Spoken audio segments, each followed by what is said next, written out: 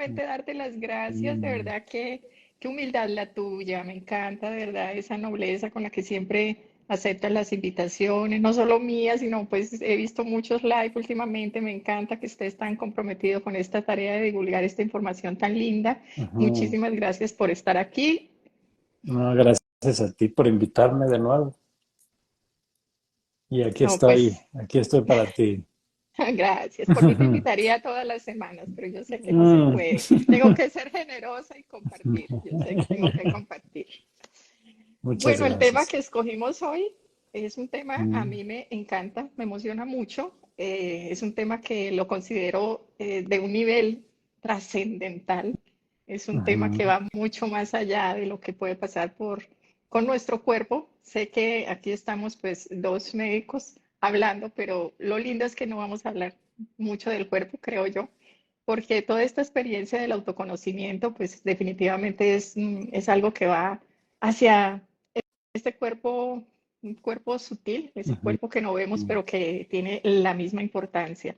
Así que, bueno, ujú. esta vez no voy a presentarte porque espero que quienes están aquí acompañándonos ya hayan visto el live que tuvimos hace más o menos 2 meses en que hablamos de la mejor cirugía es la que no se hace. Ahí te Ujú, hice una excelente. presentación que fue un Ajá. live maravilloso, lo he visto muchas veces, me encanta. Bueno, Muchas gracias. y aquí estamos entonces para compartir este otro tema tan especial. A quienes nos están acompañando en vivo, les invito también a que compartan sus comentarios, inquietudes, preguntas, si desean hacerlo en la burbujita que tiene el signo de preguntas para que no se nos pierdan las preguntas dentro de los comentarios. Y Ujú. bueno, pues arrancamos. Muy bien.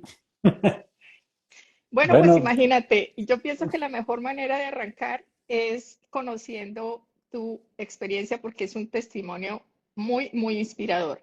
Yo ajá. tuve mi crisis, si nos da la oportunidad la comentamos, aunque la verdad la mía no es la importante en este momento. Yo quiero Mm, escucharte a ti, saber de la tuya, saber cómo era tu vida antes, cómo era ese ejercicio de la medicina, qué fue lo que pasó. Y bueno, y ahí nos sí. iremos viendo qué surge de todo esto tan bonito. Sí, pues yo tuve gracias por esta pregunta. Yo tuve una crisis muy importante que me llevó a cuestionar incluso todo lo que yo había estudiado durante casi 12 años, porque eso es lo que estudia un médico, y tú lo sabes, ¿no? Yo hice medicina con todo el servicio social, que son 6 años, luego ortopedia, que son 4, luego cirugía articular, luego artroscopía, total que son 12 años, y luego un ejercicio pues, de varios años que llevaba haciendo una medicina muy convencional, eh, a un nivel alto, porque estaba yo en un instituto de salud, que aquí en México los institutos de salud pues, son los lugares donde se practica medicina institucional de mejor calidad, con más investigación. Y yo estaba ahí, digamos, en un modo convencional, eh, pero a lo largo de mi vida hubo varias alertas, varias alarmas que me empezaron a hacer cuestionar algunas cosas. La primera fue con mis hijos, y esto pues lo he platicado en algunos vivos, eh, que cuando ellos nacieron y tenían una edad muy chiquita, empezaron a estar, no estaban bien, estaban enfermos. Y esto yo tengo 3 hijos con uno de ellos y no con los tres. Los tres vinieron con pues, cosas complicadas, no te puedo decir graves, porque no hubo algo catastrófico, pero sí fue catastrófico para su mamá y para mí, en el sentido de que prácticamente nos la vivíamos en los hospitales, en doctores, muestreándolos con antibióticos, dándoles medicinas todo el tiempo. O sea, resumir lo que tenían es complicado, pero a grandes rasgos tenía 2 hijos con acidosis tubular renal, con alergias, con impactación, con temas gastrointestinales, con reflujo, ¿no? Mi hijo más grande con un trastorno de integración sensorial, la de en medio con una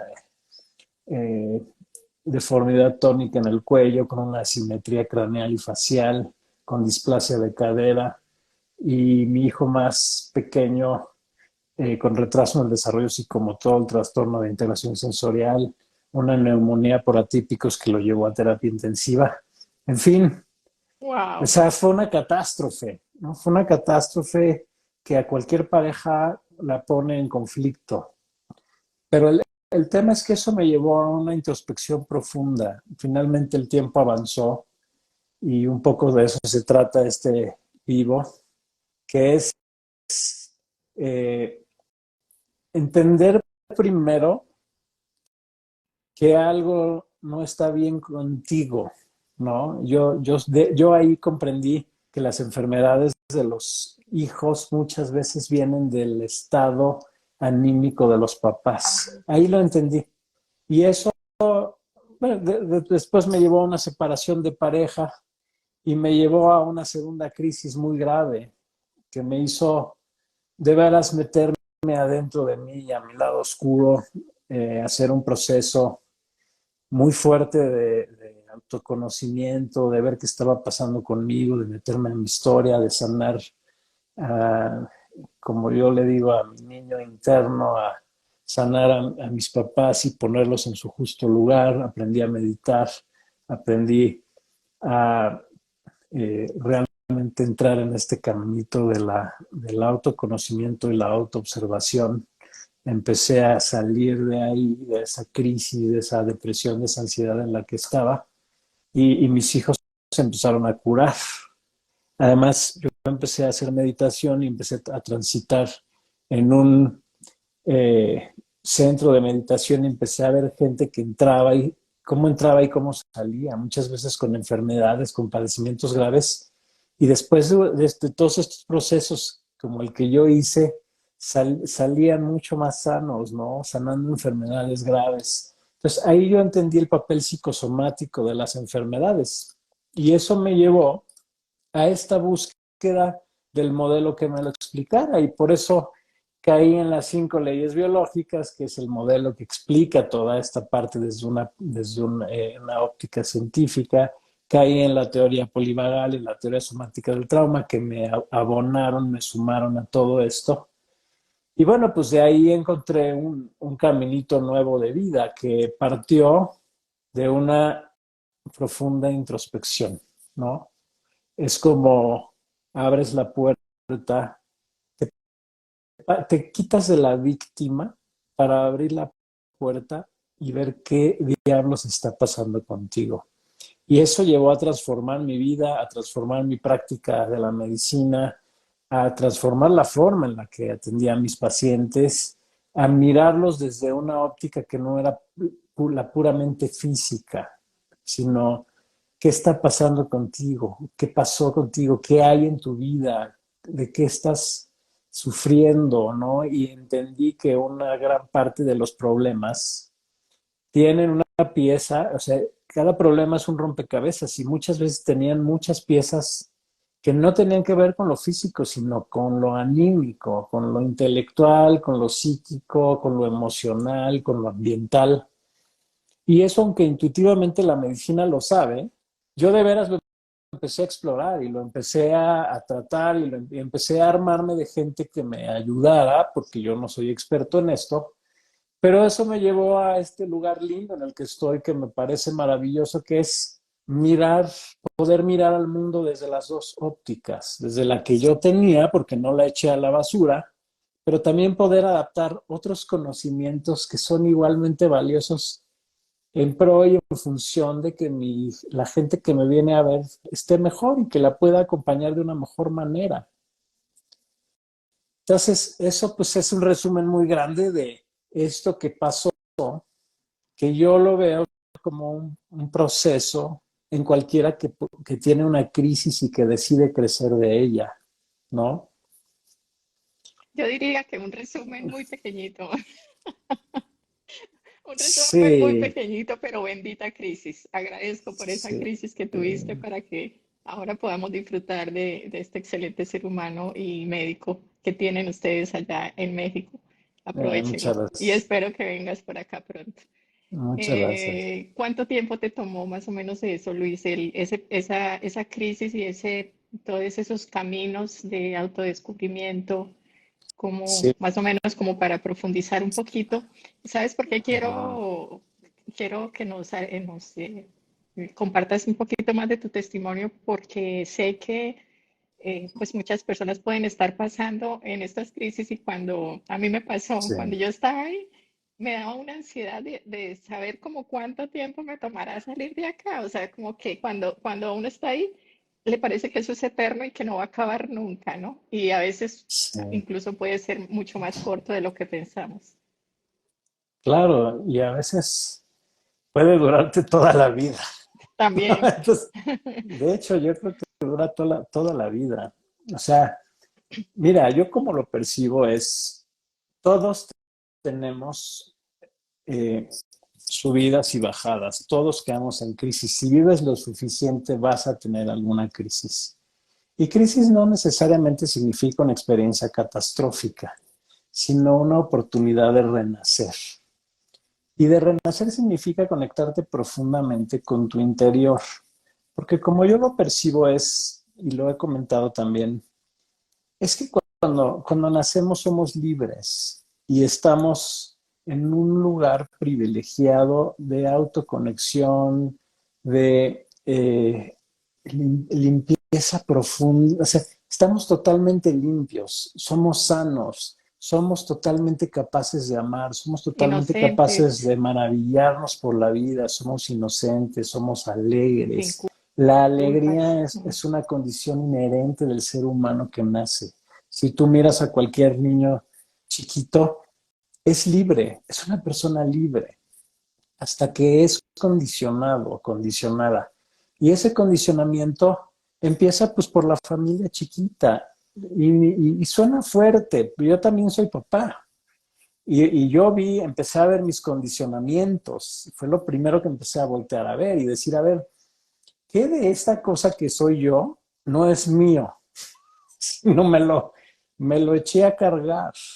Y así como sucedió con mis papás hacia mí, yo estoy seguro que le he echado a cargar cosas a mis hijos, pero ahora lo veo, ahora lo hago, lo he hecho consciente. Y eso es algo que es muy positivo para ellos, porque como yo ya lo hice consciente, ellos van a crecer más libres. Entonces, el problema es la expectativa que tus papás, tu familia extendida, la escuela, la iglesia, el ejército, la sociedad, los grupos en los que vives, son expectativas que empiezan a cargarte. La sociedad está llena de expectativas. Basta con meterte a navegar por las redes sociales y entender que por todos lados estamos siendo bombardeados con que necesitas ser algo diferente a lo que eres. Y entonces nos desvalorizamos tremendamente. Estoy convencido de que la sociedad te lleva a desvalorizarte, porque siempre quieren que seas exitoso, que tengas el coche, que tengas el millón de seguidores, que tengas la casa, que tengas poder. O sea, todas estas cosas que nos cargan encima hacen que finalmente cualquier niño que llega al mundo y es insertado en una sociedad enferma, tiende a querer ser algo diferente a lo que es, porque sus papás necesitan que sea diferente, que sea exitoso. Buscamos que un niño sea útil en lugar de que sea feliz. Entonces, cuando tú buscas la utilidad y la vara con la que se mide la gente es tan grande, y entonces entras a la escuela y es una presión tan grave. Yo veo tantos niños tan reprimidos, tan deprimidos, porque en la escuela quieren que seas un ser exitoso y entonces el éxito se mide con base a constantes que muchas veces son demasiado fuertes para los niños, ¿no? Entonces, el niño quiere ser insertado en una sociedad profundamente enferma y entonces se le quiere llevar a la normalidad. En teoría, que la normalidad es que seas todo esto que te están diciendo que quieres ser, cuando la normalidad es que ya naciste normal cuando llegaste al mundo. Entonces, a grandes rasgos, lo que sucede es el niño no es aceptado tal cual y como es. Y eso significa que el niño no es amado. Porque si tú amas a alguien, lo aceptas. profundamente, tal cual como es. No hay forma de que no lo ames. Si tú simplemente lo miras, te maravillas por lo que llegó al mundo y le das su lugar como un ser único e irrepetible sin quererle cargar las cosas que tú necesitas encima. Y entonces como necesitas que sea algo diferente, y además tú traes cargando tus tonterías, entonces empieza a haber trauma. Y el niño se traumatiza una y otra vez y otra vez, y ese trauma no es adecuadamente gestionado, no es descargado, y va a la escuela y es buleado, y entonces van con el psicólogo, pero el psicólogo nada más trata de arreglar el problema superficialmente, pero no se le permite descargar al niño el trauma que se generó. Y ese trauma se va acumulando y se van sumando cosas encima, encima, encima. Nos empezamos a armar de capas y capas y capas de tonterías que no son nuestras. Empezamos a ser controlados, nos empiezan a decir que tenemos que buscar la felicidad afuera, que pues, la felicidad está dentro de nosotros, no está afuera, no hay que buscarla. Y nos empezamos a ser inconscientes de nuestro cuerpo y nos empezamos a perder de nuestro lado oscuro, digámoslo así, porque todos tenemos un lado oscuro. Nos empezamos, y todo este lado oscuro viene de todo esto que nos han cargado, ¿no? Pero no lo vemos. Y entonces empezamos a amar desde nuestras carencias, empezamos a necesitar gente, empezamos a buscar gente que toque nuestras heridas, porque el inconsciente busca sanar las heridas que tienes desde chico. Y entonces, si tú tuviste una herida por abandono de tu papá, probablemente busques a un esposo que te abandona, porque tu inconsciente necesita sanar esa herida. Y se empieza a hacer una catástrofe y nos llevamos nuestras heridas infantiles a la edad adulta. Y entonces empezamos a caer en crisis, una y otra, porque la vida no es como queremos. Se empiezan a sobreacoplar tantas cosas, empezamos a disparar programas biológicos de supervivencia. Y esto sí toca a las 5 leyes biológicas, porque empezamos a activar, nos empezamos a constelar y creamos lo que se llama la personalidad. Y la Sí, sí. personalidad es algo que no somos, ¿no? La Es personalidad es la mascarita, ¿no? El disfraz del ego que tenemos. Todo eso que tú estabas ahorita mencionando, lo menciona el doctor Peter Levine en el libro de Sanar el Trauma, o se trata de otra cosa. Yo no he leído el libro, pero sé Sí, que de ahí surge la no, teoría somática del trauma. O no, sí, esto es no, aparte. no, esta es una mezcla de cosas. Esta es una mezcla de cosas que yo he tomado de la Ah, vida, ok, digamos, ¿no? ok. O sea, Identificar las heridas de la infancia, hacer los procesos de sanación también con los papás. También estamos cargando como mucho también de sus heridas en nosotros mismos y repitiendo esos condicionamientos. Ok, gracias por la sí, aclaración, porque ya me estaba causando como mucha curiosidad. Dije, ¿será que de sí. todo eso es que menciona la teoría somática del trauma? No, no, no menciona eso, pero obviamente va e identifica los factores traumáticos que existen en las familias. Y no, eso no es Peter Levine, esto va desde los 80s, ¿no? Se identificó que personas que tenían mucho trauma de chicos, y eso es eh, padres alcohólicos, drogadictos, alguno en prisión, maltrato, abuso sexual, abuso físico, eh, en fin, tienen mucho más riesgo de padecer enfermedades crónico-degenerativas de adultos.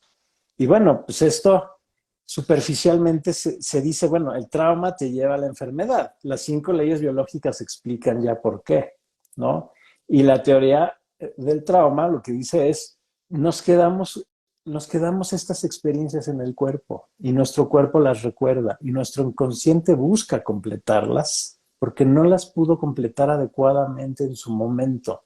Y al buscar completarlas, nuestro inconsciente busca experiencias similares. Por eso siempre tengo una pareja que me abandona. Siempre tengo, porque vamos buscando por la vida los mecanismos y las vivencias que nos lleven a regresar a nuestra herida infantil para poder sanarla y poder completar, descargar, asentar y eh, resignificar lo que necesitamos para poder entrar otra vez en un estado expansivo.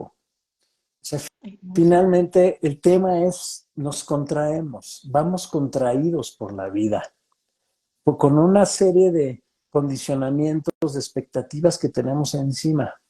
Entonces, crisis simplemente es mirar esta contracción. Y a veces se necesitan experiencias traumáticas fuertes que se repitan en nuestra vida para que miremos este estado de contracción. Y en este estado de contracción decir, ok, ¿qué necesito yo para salir de aquí y entrar a este estado de expansión otra vez? Entonces, esto tiene muchísimas connotaciones y hay mucha gente que habla de esto, ¿no? De cómo tú puedes salir de una cuestión traumática o de muchas cuestiones traumáticas, de salir de estas grandes crisis y no quedarte en este lugar de víctima. Entonces, un poco va hacia, toda crisis es una oportunidad, toda crisis es tú tienes dos caminos, o quedarte como una víctima y decir, esta catástrofe me pasó por mala suerte, y quedarte en ese lugar y saber que tu inconsciente lo va a repetir y repetir y repetir. Y no solo eso, sino muchas otras cosas. Cuando tú entras en contracción, la vida te empieza a dar más situaciones traumáticas y entonces hay gente que está gravemente politraumatizada, emotivamente politraumatizada, porque su estado ya es de contracción. Y aquí podríamos ya hablar de estados emocionales, de estados psíquicos y hasta de estados energéticos, ¿no? Bueno, quiero recapitular un poquito de lo que has dicho, rescatar cuando mencionaste sobre esa enfermedad, digámoslo así, que a la que nos ha llevado la sociedad y el ambiente, nuestro entorno, de estar todo el tiempo mirando afuera, ¿no? De estar Uh -huh. comparándonos y de estar cumpliendo expectativas desde afuera. Y pienso Sí. que es parte de lo que en algún momento finalmente como que el alma reclama, esa Sí, autenticidad y ese reconocimiento de nuestro propio ser, ¿no? Porque sí. como se ha normalizado tanto el ir caminando como en esa función de cumplir expectativas afuera Uh y -huh. buscando la felicidad afuera, cuando se llega a ese momento de la crisis que puede ser por una enfermedad, puede ser económica, puede ser una separación. En mi caso fue como que todo revuelto ahí, como de que en mi caso fue como existencial, porque sí empecé a sentir que lo que yo estaba haciendo no era lo que realmente quería hacer o lo que yo pensaba que era realmente no era. O sea, empecé como a notar como una contradicción entre lo que yo mostraba y lo que yo realmente me sentía, ¿no? Entonces, Uh -huh. esa búsqueda interior es muy linda porque personalmente yo la tuve que vivir apartándome de todo. O sea, yo me retiré, Uh -huh. dejé de hacer las cosas que estaba haciendo y aparte de eso busqué la soledad o la solitud, como tú Uh dijiste -huh. en otra oportunidad que me parece muy lindo porque el concepto es diferente, para hacer ese proceso, bueno, pero ¿quién soy yo? Y obviamente Uh -huh. implicó muchas lágrimas, mucho tiempo, mucho escribir, hice una terapia por mi propia cuenta porque no busqué ayuda, sino que dije, lo que me vayan haciendo, lo voy a hacer. Y después de no fue muy largo, mira que me habían ya diagnosticado depresión y ya me habían medicado y todo, Uh y yo me -huh. negué a aceptarlo y retirándome de todo, haciéndose ese aislamiento, poniendo en conciencia todo lo que tú dices de la niñez, escribí el libro de mi vida y Uh -huh. empecé por grupos de 7 años tratando de identificar cuál era el momento más crítico que había habido en cada una de esas etapas de 7 años, 14 años, en fin llorando, llorando, llorando mucho y no fue tan demorado. Me tardé 2 meses en esa crisis. O sea, recuerdo Uh -huh. perfectamente que empezó por supuesto la venía percibiendo durante todo el año, ¿no? Yo sentía que algo no iba bien y que no me estaba, Ujú. pero ya fueron 2 meses haciendo consciente lo inconsciente, que es algo de lo que Sí, precisamente cuando tú hablas de quitar la atención de afuera y empezar a mirar para adentro, todo eso que estaba ya sí, como guardadito, escondidito en ese montón de capitas, pues llegó el momento de quitarlas. Bueno, aquí sí, que me vea el que me quiera ver como soy, que me quiera el que me quiera creer como yo soy, porque es que sostener un personaje falso sí. pesa mucho y llega un momento donde ya no se puede más. Eh, Tú hablaste de algunas herramientas que has utilizado en tu proceso y mencionaste la meditación, creo que Ajá. fue como de las más importantes para ti. ¿Te Sí, gustaría comentarnos un poquito más al respecto de ella, de los beneficios o de tu experiencia? sí, claro. Es que la meditación es precisamente esta herramienta que te permite peinar tu interior y hacerte consciente de lo que hay afuera. Entonces, para mí es un gran paso, o fue un gran paso. No va a ser igual para todos porque no siempre es lo mismo. Pero para mí fue un gran paso para interiorizarme. Yo tenía volcado mucho la mirada hacia afuera. Así es como yo lo identifico. Mira, ahora, como decimos en México, a toro pasado, yo lo que he identificado es que todas estas cosas, esta búsqueda interna que parte de una crisis, que puede ser una catástrofe, puede ser una muerte de alguien, una enfermedad grave, puede ser algo que te sucedió en la infancia, desde un abuso. Por ejemplo, un abuso de un físico de un papá. Mi papá me golpeaba muy fuerte, ¿no? Entonces, lo primero que pasa es que es cuando tú no estás consciente y tienes la mente volcada hacia afuera y con todos estos pensamientos intrusivos de lo que genera esta cosa traumática, tú tienes una visión estrecha. Estás enfocado en esta cosa porque estás sobreviviendo. Cuando el reptil está activo, todo el enfoque amplio se hace estrecho y entonces vas al problema y te quedas ahí para siempre y tu mente empieza a controlarte. Entonces, digamos que puede llegar un momento en el que tú toques fondo, en que digas, se acabó, basta, y eso puede suceder en el diagnóstico catastrófico, puede ser cuando te sabes enfermo de algo grave, ¿no? Puede ser cuando tienes un gran accidente, puede ser cuando tienes una hospitalización. De repente, de tener esta mente estrecha y de percibirte como una víctima, que mucha gente se queda ahí toda la vida, ¿no? Diciendo, yo soy víctima de esto y me enfermo y mi cuerpo se descompuso. Pero de repente te llega este insight en el que tú empiezas a desenfocar esta vista y la empiezas a ampliar y eso te lo da la meditación. O sea, es decir, empiezo a percibir mi exterior y empiezo a percibirme a mí. Y eso es la autoobservación, y eso es la meditación, y eso es hacer este clic que te saca de la víctima y te dice, es un insight que te dice, ahora me voy a observar a mí. Y eso fue lo que me pasó con mis hijos. En vez de decir, es que la vida es una catástrofe porque mis hijos están enfermos, ese que me llevó a tocar fondo y a de veras estar muy mal anímicamente, de repente algo pasó, y ahí sí no te puedo decir de dónde llegó, me dio este clic, este insight que me dijo, mírate a ti.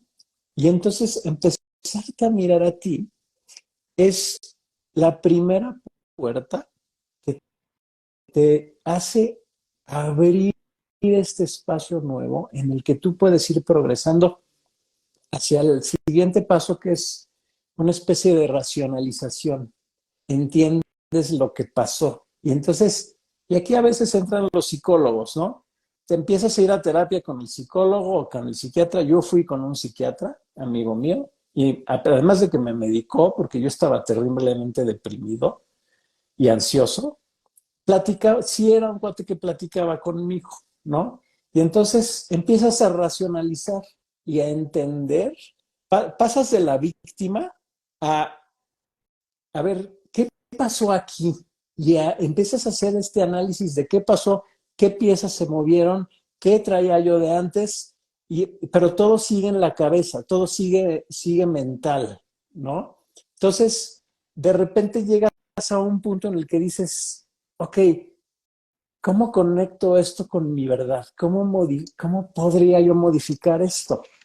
Entonces, todavía es en un espacio racional, pero la meditación te saca del espacio racional y te hace entrar en este lugar de decir, ok, ya estoy entendiendo qué pasó con mi vida. Y de ahí puedes sanar un poco tu mente, pero el cuerpo no ha sanado, porque el cuerpo guarda el trauma. Entonces, de ahí tiene que venir un trabajo. Y entonces, cuando yo no nada más empecé a meditar, sino empecé a hacer trabajos de catarsis, trabajos bueno, meditaciones ya más activas que se encargaban de que lloraras, de que te rieras, de empezar a conectar con mis sentimientos y con mis emociones. Entonces, llega un momento en que te empiezas a conectar con esta expansión, pero ya no desde la mente, sino desde el cuerpo.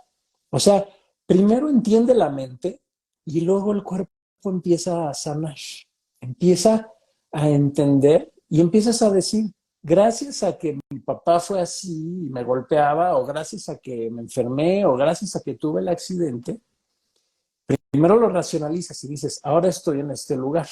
Y luego el cuerpo empieza a sanar el trauma y ahí entra un trabajo corporal. Entonces llega un punto en el que el cuerpo es el que entra en expansión.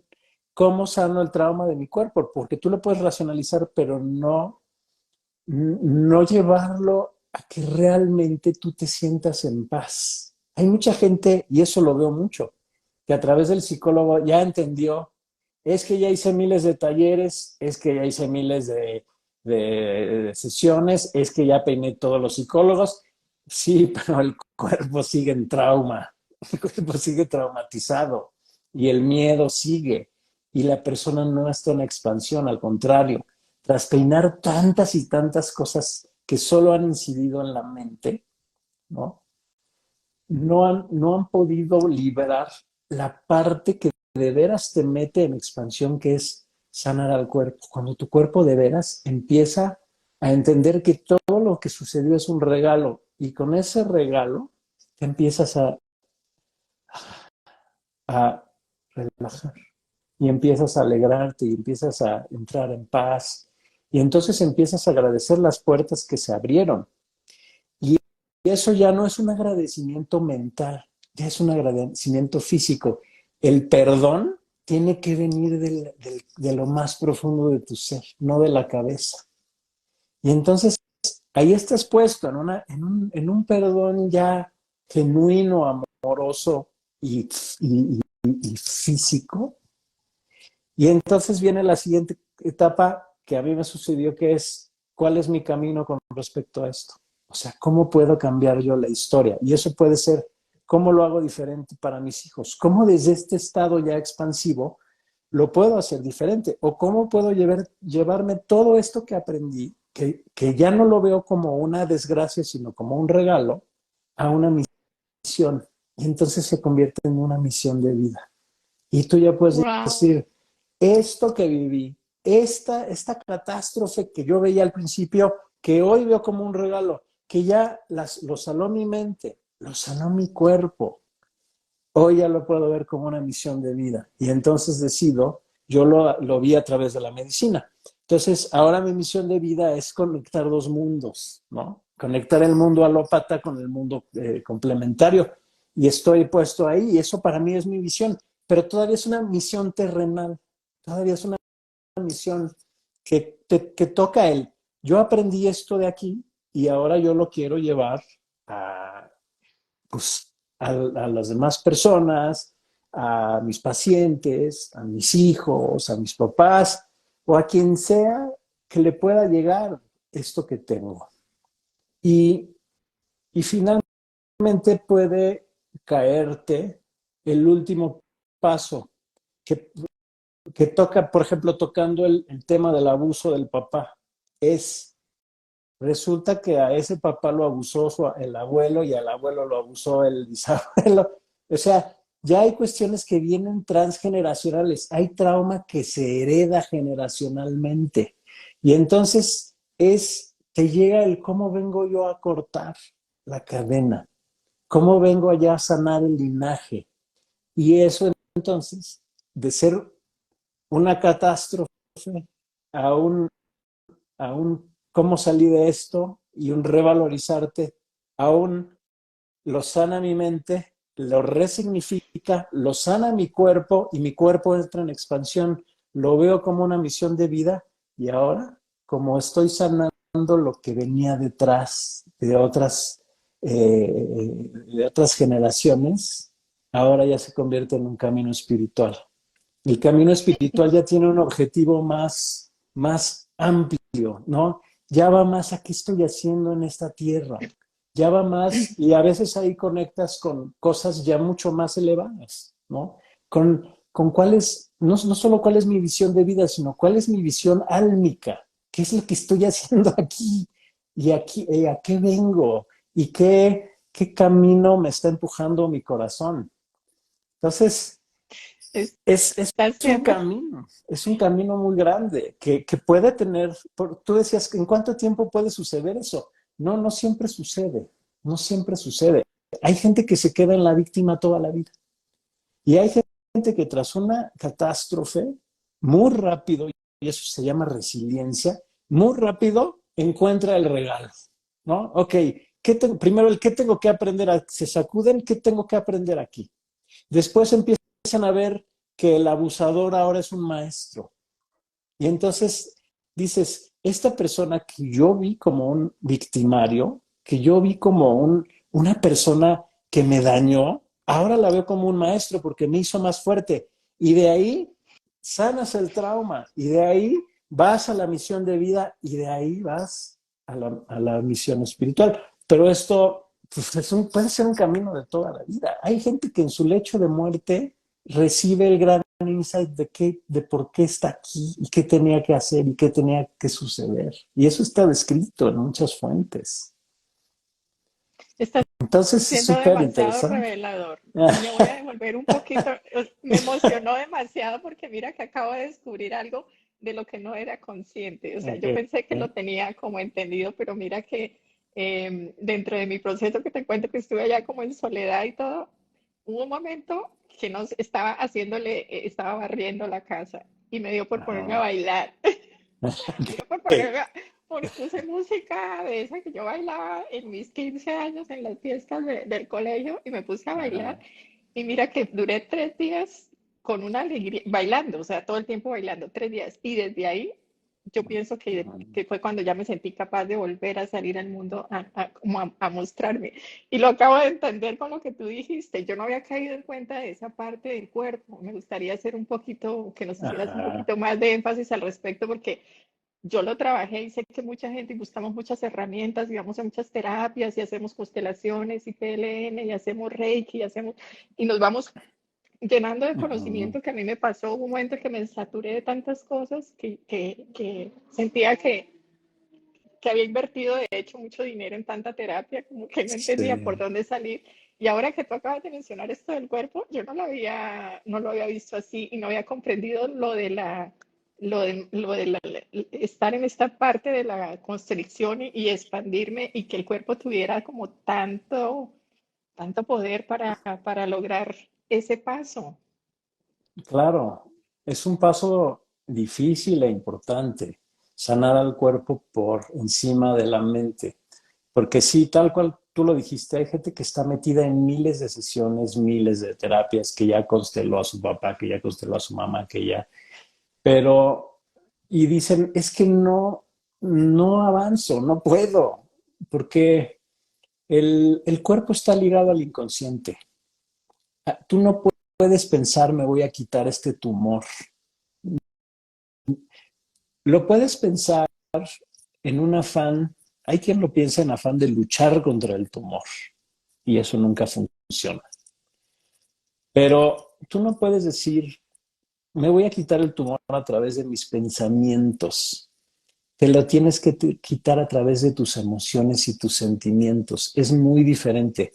El cerebro racional, la corteza prefrontal, funciona en pensamientos y es el que aborda muchas veces el psicólogo convencional de narrativas y de platicadas. El corazón, y se ha demostrado que hay muchas neuronas a nivel del corazón y que hay un campo electromagnético a nivel del corazón y que está claramente ligado al sistema límbico y que hay una comunicación entre el cerebro y el corazón, pero entiende más en emociones. El sistema límbico es emocional.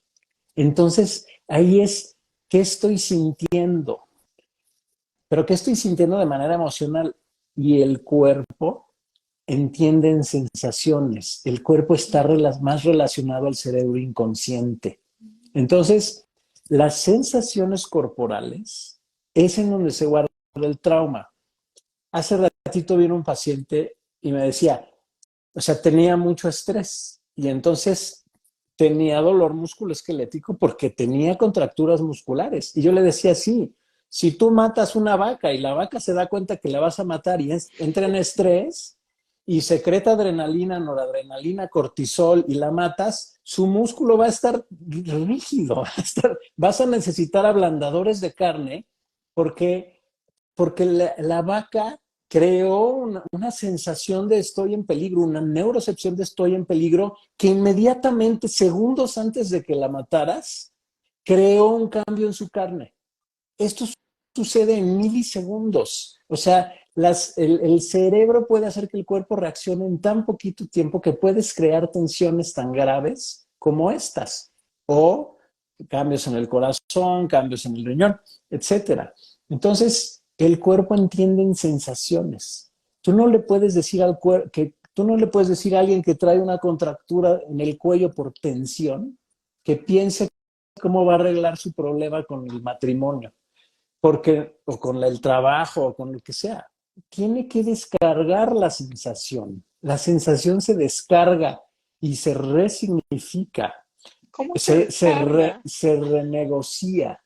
O sea, la sensación, por ejemplo, te lo voy a poner como ejemplo con un paciente que se va a operar, ¿no? Si tú, un paciente, le vas a intervenir quirúrgicamente y le dices, no te pongas nervioso, ¿qué crees que va a pasar? Se pone nervioso. Y eso es lo que les dicen el psicólogo a grandes rasgos, es no te pongas nervioso, todo está bien. O cualquiera que tenga una buena intención de decirte todo está bien, no te apures. No hay forma. Tu reptil está al mando, tu cuerpo está secretando hormonas y tus músculos están tensos. Y si tú entras hacia quirófano vas a generar un proceso de recuperación más grave, ¿no? Pero entonces el trabajo corporal va a ser, si tú le preguntas a alguien, ¿cómo estás? Y la persona te dice, estoy nerviosa. Ok, ¿dónde sientes esa tensión? Es de localizar. Tienes que localizar las tensiones. Entonces la persona te puede decir, pues aquí en el pecho, por ejemplo, aquí, ok, ¿cómo es? Platícame de ella. O sea, el reptil entiende, el reptil habla como si estuvieras hablando con un amigo, habla en primera persona, habla con lenguaje muy sencillo y muy lento. Por eso la hipnosis es lenta. El lenguaje hipnótico es lento porque aborda al reptil. Entonces, ¿cómo estás? ¿Cómo es esta sensación? Es una cuestión de curiosidad. No, pues es aquí en el pecho y siento como una compresión. Ok, lleva tu atención ahí. Y luego puedes encontrar varias estrategias, es decir, ¿cómo vas? Por ejemplo, localiza una parte de tu cuerpo que no esté tensa. Y entonces ya empiezan a localizar y dicen, ok, mis piernas no están tensas. Ok, lleva tu atención a tus piernas. Y llevan la atención ahí. Y cuando llevas la atención a tus piernas, ¿qué pasó con tu pecho? No, pues ya se me quitó la atención. O, no sé, vete a un lugar que encontrar recursos. Encuentra un recurso. ¿Qué te gusta hacer? ¿Qué te tranquiliza? ¿Qué te relaja? No, pues que me gusta la playa. Ok, vamos a una playa. Y entonces empiezas a hacer una meditación para ir a una playa para que el cuerpo de veras se relaje. O sea, el trabajo somático va hacia hacer grandes tus recursos para regularte, tocar las tensiones poquito, chiquito, y te regresas y haces grande el recurso otra vez. Y luego vas más cerca al evento traumático. Entonces, se trata de ir penduleando, pero no es qué piensas de esto. No es, el inconsciente no piensa, es qué sientes con esto. Y de repente puede llegar la persona a sentir algo tan abrumador, tan fuerte, que le permita a su cuerpo generar una descarga. Y una descarga puede ser un llanto, puede ser un ataque de tos, puede ser un ataque de ira, puede ser un ataque de risa, puede ser una sudoración profusa, puede ser gases, pueden ser eructos, pueden ser temblores, que prácticamente pueden hacer como si estuvieran convulsionando. Eso se llaman descargas. Eso es el sistema nervioso descargando la experiencia traumática. Entonces, el trabajo con el cuerpo va hacia tocar el trauma, pero no desde el pensamiento, sino desde qué estás sintiendo y permitir la descarga natural, que es la que normalmente hubiera sucedido de manera natural cuando sucedió el trauma, ¿no? Que lo Sí, reprimimos precisamente por lo condicionados que estamos a no experimentar lo que sentimos. sí, sí, porque nos han condicionado a eso, lo que platicamos al principio. Un niño que no se le enseña a no llorar, se le quita la posibilidad de descargar cuando sucede algún trauma, de descargar ese trauma y de no quedárselo, pero nos vamos quedando los traumas. Entonces, puede ser que en terapia del cuerpo tú llegues a un momento en el que conectes muy fuerte con esto, pero te sientes suficientemente recursado que puedas darte la oportunidad de descargar lo que sucedió y entonces el cuerpo se relaja. Y esto a veces necesita muchas sesiones. A veces la terapia del cuerpo va hacia lo que tú haces, hacia la danza, va hacia conscientemente agarrar algo y agarrar un cojín y azotarlo o golpear algo, conectarte con toda tu ira, con toda tu tristeza, con todo tu llanto y de veras sacarlo. Cuando no, el trauma no es grande, lo puedes hacer grandes catarsis. Cuando el trauma es muy fuerte, tienes que irte muy despacito y tienes que tocar al cocodrilo muy chiquito, muy poquito, porque el cocodrilo puede abrumarse y puede llegar a una inmovilización. Entonces hay que llevárselo despacito. Y ese es el trabajo somático, que hoy se ha demostrado que por lo menos de inicio es mucho más poderoso. Es mejor sanar al cuerpo primero. Cuando el cocodrilo está al mando, sanas primero al cuerpo, lo descargas y entonces el cocodrilo deja de estar al mando y empieza a entrar al mando el mamífero, que es el cerebro racional, es la corteza prefrontal. Y cuando entra eso, entonces ya puede entrar un psicólogo a la narrativa y a la mente y a tratar de arreglar la situación, el problema y de hacerlo, encontrar estrategias para que se salga del ambiente como a ti te sucedió. Pero, y entonces hoy las tendencias terapéuticas van hacia tratar de abajo para arriba, del cuerpo hacia arriba y de arriba para abajo después, y abordarlo desde los dos lados para realmente resignificar una experiencia o todas las experiencias traumáticas que has tenido. Entonces muchas veces tomas pedacitos. Si yo tuve un abuso de chiquito físico, a veces tienes que agarrar un pedacito, un solo abuso, una sola situación en la que te sentiste vulnerable y trabajas con eso, desde el qué sientes en este momento y permites descargarlo y después de descargarlo haces que el paciente se recurse, se relaje y entonces todas las alarmas físicas, todas las tensiones físicas se empiezan a relajar y entras en el estado de expansión y ya no estás en contracción diciendo que ya tomaste miles de sesiones y miles de terapias y que ya hablaste con miles de coaches y que ya, y sigues en este lugar porque tu cuerpo no ha sanado. No sé si me explique, porque es complicado. Totalmente, no, no, no, pues yo lo entendí y estoy muy emocionada de comprenderlo. Sí, Mi alegría es cuando comprendo algo y bueno, Mm, de pronto soy muy mental, pero en este momento que lo estás explicando lo comprendo y estoy diciendo, wow, o sea, realmente ha sido muy revelador porque yo creo que me he saltado ese pasito. He pasado del conocimiento, del entendimiento a la meditación, a la trascendencia, al propósito del alma, a, a ajá, la, a la parte espiritual. Creo que está faltando un poquito de trabajo, sí, de descargar en lo físico. Entonces, sí, nos dijiste, el autoconocimiento, el empezar a cuestionarse, a mirar para adentro, bueno, hay muchas herramientas ahí para ello, a conocer cómo, cuál es mi luz, cuál es mi sombra. Yo lo aprendí de la ajá, herramienta del eneagrama. Después de exacto. que ya me identifiqué y supe quién era yo y que todos los demás no estaban equivocados, porque parte de la situación es esa, que cuando no se conoce que hay diferentes maneras de relacionarse con el mundo, algunos nos frustramos porque los demás no son igual, Mm, ¿no? Entonces ya mm, comprender que todos somos diferentes y que todos tenemos la luz y la sombra, pues es muy lindo. Luego seguiría el paso ya de aceptarlo y sanarlo y tú sí, pues lo estás haciendo hoy, comprender de manera muy bonita la importancia también de involucrar al cuerpo, porque bueno, yo era de la idea de sí, que solo mente, mente, mente. Ese sí, replanteamiento del propósito de vida y ahora cómo entrego de este regalo que he recibido a través de mi crisis al mundo, hermosísimo. ajá, Luego ya trabajar el transgeneracional y luego la parte de la misión álmica. Así lo entendí yo, sí, me salieron como 5 pasitos y de verdad que ha sido muy lindo. ¿No? ¿Quieres agregar algo más ahí al respecto?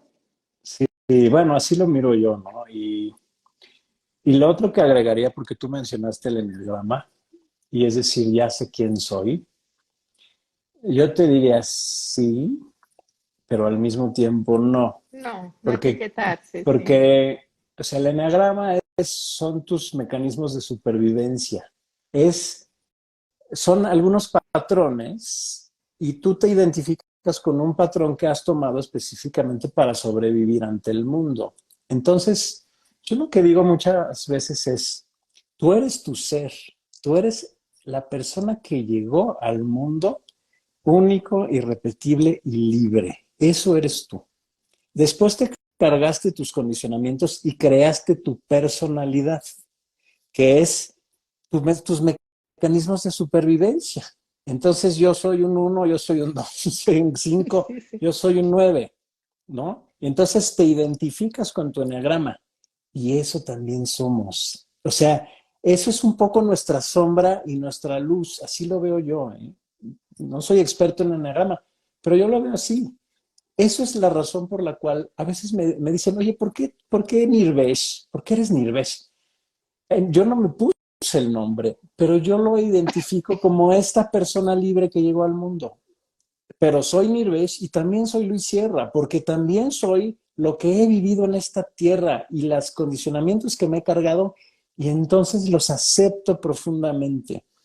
Y cuando tú aceptas tu parte de luz, que es este ser puro, y aceptas lo que tú te has cargado, entonces eso realmente eres tú en completo, ¿no? Sí soy mi luz y también soy el cómo he, y lo que he hecho para sobrevivir ante este mundo.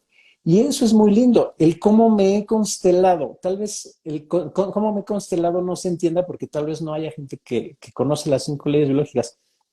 Constelado es qué tantas cosas han pasado conmigo que yo he activado programas biológicos de supervivencia que me llevan a enfermar. Y a nivel cerebral, activo focos.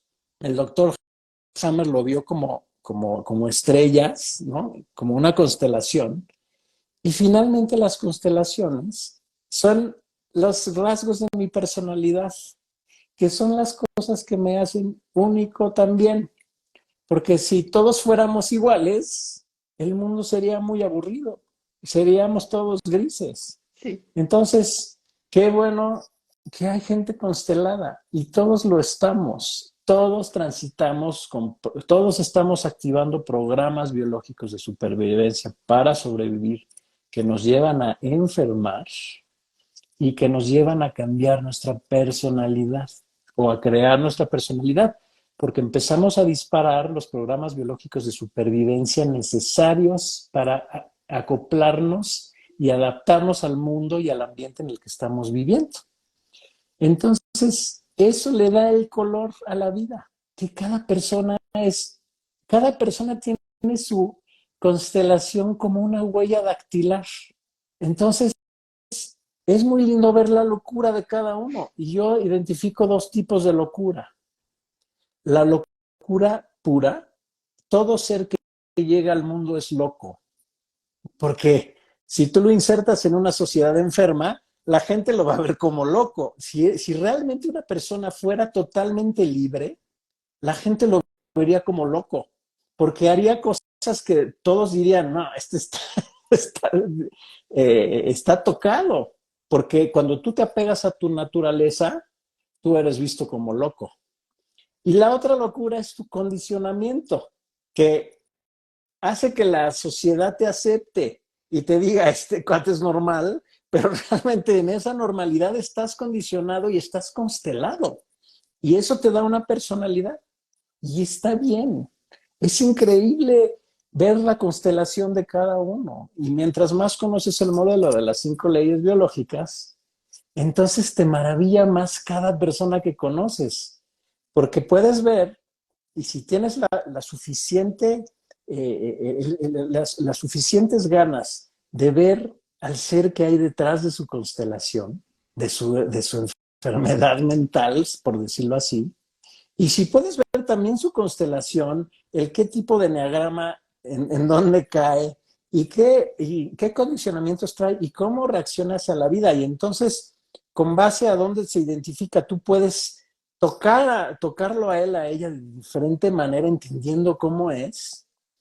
Entonces se vuelve muy lindo el trato de las personas, porque puedes mirarlas profundamente desde ambos ángulos y se vuelve muy linda la interacción humana,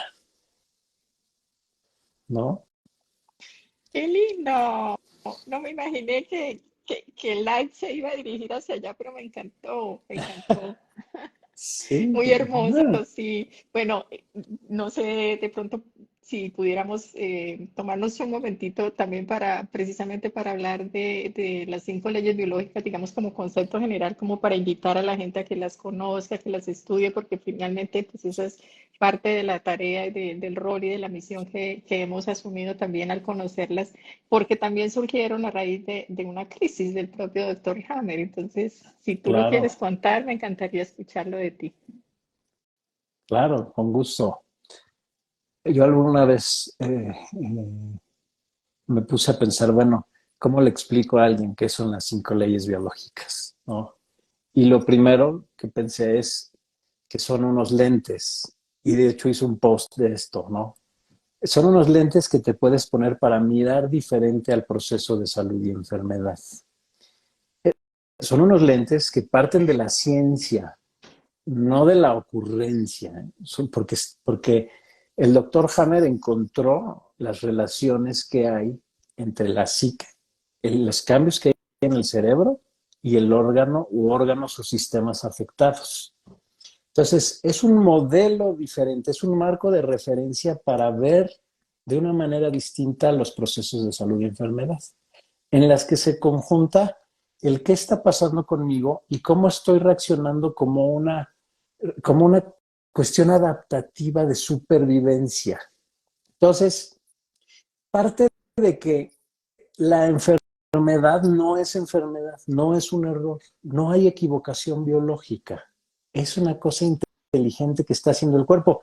Y cuando la miras con esos lentes, entonces más que ver la enfermedad como una catástrofe, la ves como una bendición y dices, wow, mi cuerpo está ayudándome a sobrevivir ante lo que estoy percibiendo.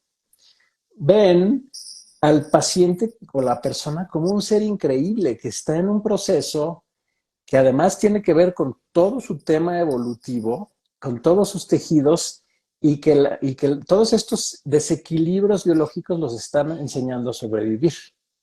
Ven a las llamadas enfermedades catastróficas, ¿no? O sea, le quitan el rótulo de catastróficos a la diabetes, al cáncer, a las enfermedades degenerativas, a las esclerosis, a las epilepsias. Y entonces dejan de etiquetar y empiezan a mirar a la persona. Ven a los microbios como aliados. Eso es otra de las cosas. El microbio es un aliado nuestro. Nuestras células, en su mayor porcentaje, 60-90%, tenemos microbios en nuestro organismo y nos funcionan para ayudarnos a balancearnos y a desbalancearlos en los procesos, sobre todo a rebalancearnos y a recuperarnos después de experiencias traumáticas. Entonces le quitan el papel de malos, ¿no? Deja de ver el bueno y el malo en todos los procesos biológicos y entonces los empiezan a entender. Y ven al paciente, las 5 leyes biológicas, ven al paciente como un ser maravilloso que tiene el poder de sanar solito, que tiene la capacidad de regresar al equilibrio y de no necesitar a un doctor para la sanación. Entonces, si lo miras así y dices, ok, tengo un síntoma, porque además el síntoma lo ven como un mensajero muy inteligente que te está diciendo algo. Veo al síntoma, es un mensajero muy inteligente, me está queriendo decir algo, es un código que me dice, si tengo diabetes es porque traigo un tema de oposicionismo, porque me estoy resistiendo a la vida, ¿no? Y si yo entiendo que me estoy resistiendo a la vida, puedo abrir las puertas para sanarme. Y cada quien lo va a hacer de manera distinta con los pasos que te platiqué, que parten de una crisis de saberte diabético, ¿no? Y entonces, cuando lo empiezas a ver así, empiezas a ver que el proceso de salud y enfermedad no es más que un proceso de desequilibrio y reequilibrio natural del cuerpo, que puede suceder de manera increíble y maravillosa y que todo cuerpo tiene la capacidad de sanar. Y entiendes que muchos médicos nos estamos metiendo de más a estos procesos y generando a veces más catástrofes que beneficios. Entonces, es complejo, tendríamos que Tenemos que hacer identificar. otro live. Pero básicamente el tema es, hay un sentido, y esa es la quinta ley. Hay un objetivo biológico, hay una razón de cada proceso a los que se le llama enfermedad. No es una equivocación, todo tiene un sentido. La naturaleza lleva millones de años de perfeccionamiento y no hay error. Y entonces ponerte estos lentes y poder ver a estos procesos desde otra óptica hace que tanto tu vida como la vida de los demás y todo esto que se mira, y si eres médico, si eres terapeuta, si haces algún tipo de sanación, tú puedas mirar diferente a todos estos temas porque ya no los estás viendo como un error y una equivocación, sino como una bendición, algo que te está llevando a lo que te está llevando tu cuerpo muy sabiamente, a grandes rasgos y en un resumen así súper chiquito, Muy hermoso. ¿no? Un muy lindo resumen y de verdad espero que se hayan motivado a investigar más y a entrar en ese proceso, porque la mejor medicina es la que nos enseña cómo no necesitarla, así que eso es lo que estamos haciendo, lo que está compartiendo aquí tan amorosamente el doctor Luis. Por aquí alguien pregunta, pues me da pena como ignorar Ajá. también aquí el comentario. Ajá. Eh, bueno, hay dos, tres peticiones. Alguien Ok. pide que si enseñas el shake, por favor. Quisiera que nos enseñara el shake, por favor. Está pidiendo mucho. Bueno, y El- alguien pregunta ajá. qué recomiendas tú para disminuir el dolor muscular de hombros y cuello. Y alguien también pregunta qué sugerencia puedes dar antes y después de una cirugía de rodilla. ¡Ah! Esto se extendió. Es difícil porque hay muchos lugares de donde puede venir. Un dolor de cuello o de cualquier lado, ¿no? Puede ser inflamatorio, puede ser neuropático, dolor de la epidermis o dolor de la mucosa faríngea. Esos Ujú. son los dos dolores que identificó Hammer, el neuropático y el inflamatorio. Pero puede ser muscular, puede ser por desbalances musculares, por debilidades y contracturas. puede ser facial. La fascia es un tejido maravilloso, es el órgano olvidado. La fascia cada vez se estudia más acerca de ella y es el tejido conectivo que nos rodea. Y el dolor facial entra en rigidez cuando no nos movemos. La rigidez duele. Y hay dolor central, que es dolor en el que viene del cerebro sin que haya un estímulo periférico. Entonces, ¿qué hacer con un dolor de cuello y hombros? Hay que ver de dónde viene. Hay que ver qué tipo, de estas 5 piezas, cuáles tiene. Porque puede Sí, traer una hernia de disco, pero puede tener una contractura, pero puede tener una rigidez, pero puede tener una sensibilización neurológica y estar activando dolor ya por costumbre. Y, y pues todo eso hay que abordar. ¿Qué se puede hacer con una cirugía de rodilla? Pues primero ver qué cirugía es, quién la hizo y qué tenía la persona. Lo que sí puedo decir es, ¿qué se puede hacer con cualquier cirugía? Es prepárate antes de hacerla. Regúlate y relaja tu cuerpo antes de hacerla. Y relájate después. Pase lo que pase, hayas tenido el resultado que hayas tenido, trata de confiar y de regularte y de relajarte, porque eso va a hacer que tu sistema nervioso autónomo esté en paz y que no detone una complicación. Entonces, no podemos saber qué pasó en quirófano, pero sí una parte de la recuperación de cualquier cirugía es cómo está anímicamente, sentimentalmente la persona. Cuando esa persona tiene los recursos y tiene la fortaleza y tiene la confianza, normalmente van bien. Claro que si es una mala cirugía, pues no, pero si es una cosa que puede hacer la persona desde su poder para transitar una cirugía en mejores condiciones y con mejores resultados. gracias. Aquí varias personas están haciendo unos aportes muy lindos respecto a eso, al miedo, que los que tenemos, digamos, esa autoridad, digamos, dentro del ámbito de la terapia, que dejemos de darle miedo a la gente con los diagnósticos, que la gente se Ajá. muere más de miedo que de la enfermedad. Bueno, gracias, sí, por los aportes. Pues doctor, yo ya no pregunto más porque de verdad quiero respetar el tiempo y Mm, su descanso también. Y estoy muy, muy agradecida por lo que nos ha compartido. gracias. Ya es momento que no, lo que nos quiera ya decir para cerrar este live tan hermoso. Fue Eh, de verdad muy, muy, muy especial. Y mira toda la gente que está todavía aquí conectada. Imagínate, ya llevamos sí, 1 hora y 10 minutos y todavía siguen acá, así que fue muy lindo. gracias. Gracias a ti, Adri. Gracias a todos los que están ahí. Bueno, finalmente esta plática era de autoconocimiento y brincó Brinco por por muchos todo, lugares. del Pero espíritu yo nos quiso cerraría con llevar. eso. Yo cerraría con eso. Con detrás de toda crisis, de toda aparente catástrofe, podemos primero transitarla y está bien. Si ya sucedió, tenemos que darnos la oportunidad de sacar lo que sucedió.